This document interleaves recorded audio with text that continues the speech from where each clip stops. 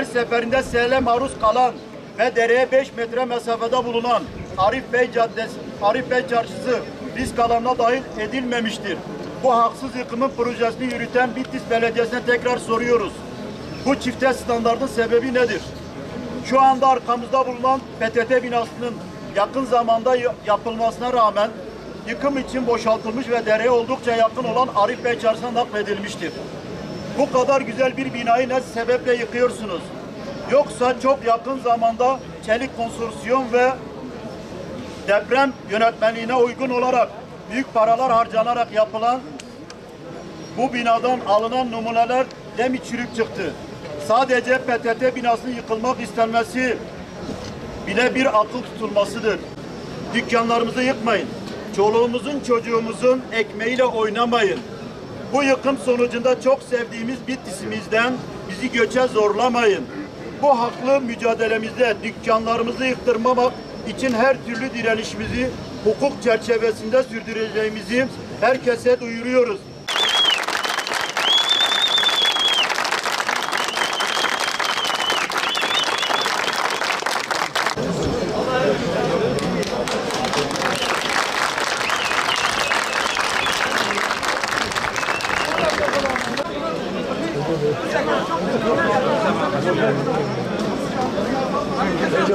Hava koyuyor.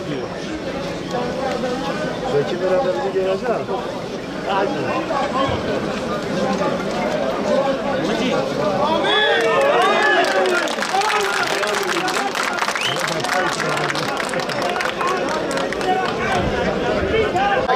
Açıyoruz diyoruz.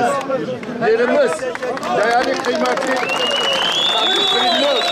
50 trilyon dedi yatırmış 4 milyar 4 milyon para vermiş bize. Allah'tan korksunlar. Zalim olmasınlar, adaletsizlik etmesinler. Biz de Türk vatandaşıyız. Biz de askerliğimizi yapmışız ama bu zalimlere Allah bize fırsat vermesin. Evlatlarımız var.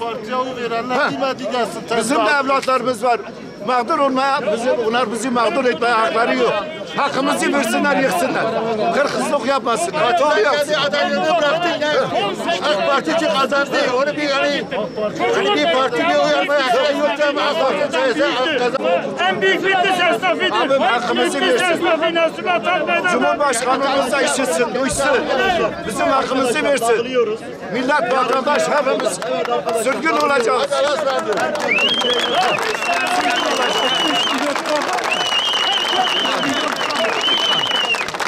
60 milyon. Söyle, kadar esnaf kalmadı. Her şey gitti. Hepsi gitti.